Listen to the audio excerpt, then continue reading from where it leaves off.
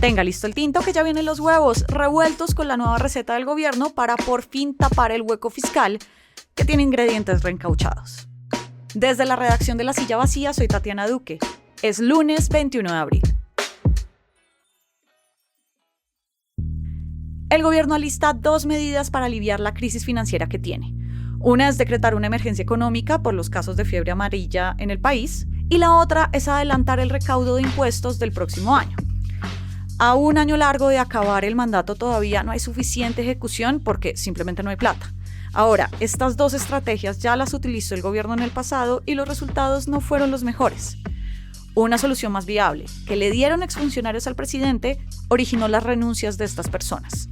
Así que hoy hablamos de las implicaciones de hacer lo mismo una y otra vez buscando tener resultados económicos diferentes. Pablo Manrique revisa los datos económicos para La Silla. Bienvenido de vuelta. Feliz de venir. Hay un anuncio de una emergencia económica, otra, y el borrador del decreto del Ministerio de Hacienda para adelantar el recaudo de impuestos de 2026. ¿Qué tienen en común las 2 medidas para estar hablando de ellas hoy?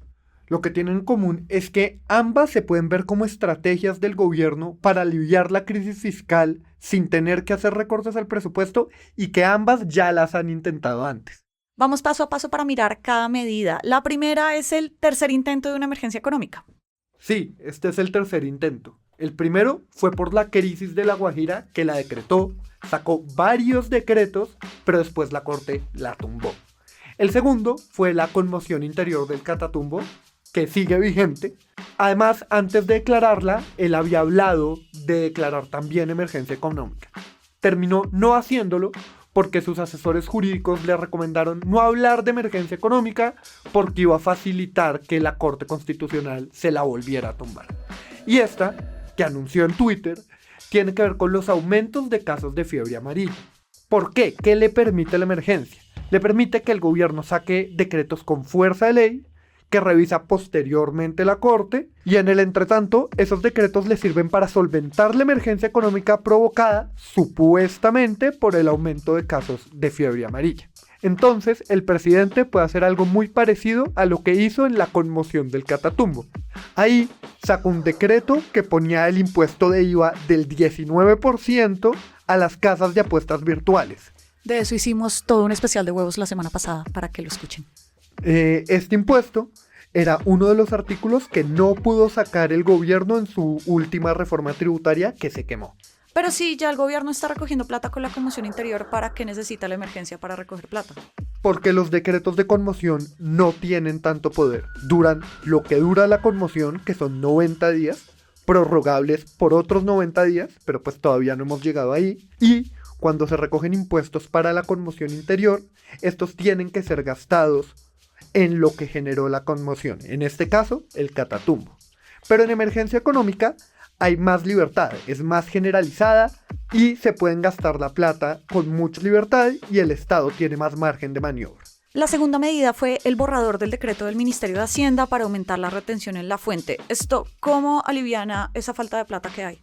La retención en la fuente es el mecanismo por el cual el gobierno adelanta pagos de muchos impuestos, más que todo de la renta. Los impuestos de la renta, por ejemplo, se pagan al final del año. Entonces al gobierno le entraría solo la plata en diciembre y en enero para que se gaste en el año siguiente, pero esa plata se necesita durante el año.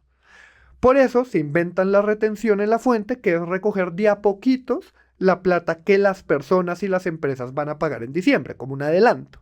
Lo que hace este borrador es aumentar el valor de ese adelanto. El gobierno recoge entonces plata para gastar en 2025, que en realidad debería ser gastada en 2026, porque la renta de un año pues se usa para el año siguiente.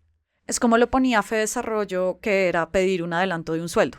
Es exactamente eso. Y el que pide un adelanto de un sueldo sabe que al final de cuentas, si uno hace eso el próximo mes está peor, porque uno se queda sin el sueldo que ya se gastó. ¿Y cuánto espera el gobierno recoger con esto?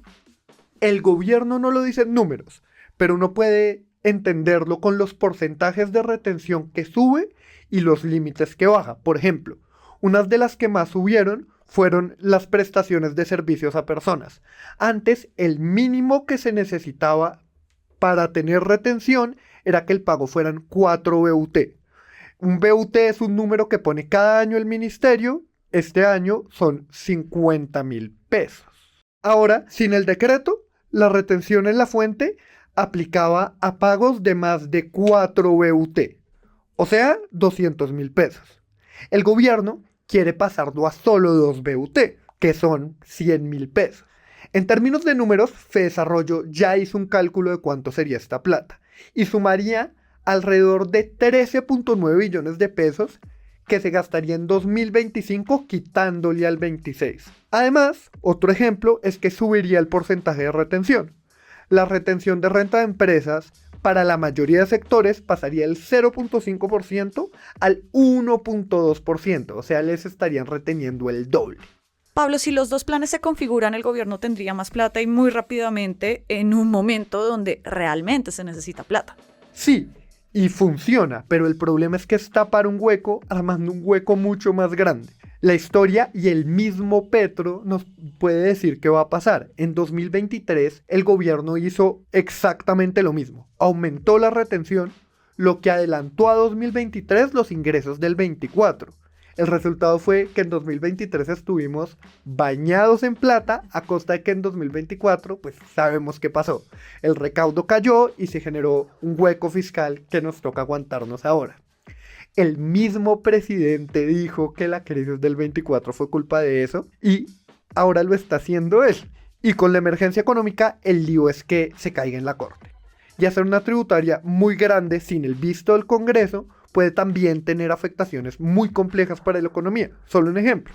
Si sube un impuesto a las empresas, por decisión del presidente, pues las empresas tendrían menos plata para gastar, emplear, y pues lo mismo pasa con la retención. Si aumenta la retención, las empresas tienen menos caja para comprar lo que necesitan. Bueno, y la otra implicación es que está gastando plata que en buena medida no tendría que ser para este gobierno, ¿no? Exacto. Adelantar impuestos lo que hace es ganar más a costa de que el próximo gobierno, el del 2026, gane menos. Y no es la única forma en la que lo está haciendo. El gobierno también está dejando rezagos presupuestales, que es no pagar contratos ahorita para que lo pague otra vez el gobierno del 26, que no será presidido por Gustavo Petro. Es decir, le está raspando no solo su olla, sino la olla a alguien más. Bueno, pero si no adelanta plata, si no crea más impuestos a través de nuevas emergencias, ¿cuál es la solución que le queda al gobierno a año largo de que acabe? Bueno, la solución es la que le dio su hoy exministro Diego Guevara, que era echar tijera. Diego Guevara estaba proponiendo un recorte de alrededor de 25 billones, más de los 12 que ya se recortó al comienzo del año. Según nuestra reportería, por proponer esos recortes fue que Petro lo echó. Pero ¿por qué Petro no quisiera recortar el presupuesto? Porque hay gastos que no se pueden recortar, que son funcionamiento, nóminas, facturas de servicios de los edificios, la plata del sistema general de participaciones, las pensiones, entre otras. ¿Qué es lo que sí es más fácil de recortar? La inversión. Pero la inversión es donde están las promesas de gobierno del presidente. Entonces al final la disyuntiva de Petro es fácil. Es entre quitarle plata a su proyecto político o quitarle plata al próximo gobierno que puede no ser de su proyecto político. Si se plantea así, pues pasa a ser obvio cuál va a ser la elección del presidente. Por eso no hay que hacer ningún tipo de polla ni apuesta. Gracias, Pablo, por pasar por acá. Muchas gracias a ustedes. Hoy llega la consulta popular del gobierno al Congreso y de esta, que va a ser la noticia política de la semana, estaremos pendientes en lasillavacía.com, en las redes y en el en vivo. Y por acá cada mañana estará servido su desayuno político favorito. Fernando Cruz es el productor de Huevos y Juana Rubio Tovar es la practicante editorial. Yo soy Tatiana Duque y nos escuchamos mañana.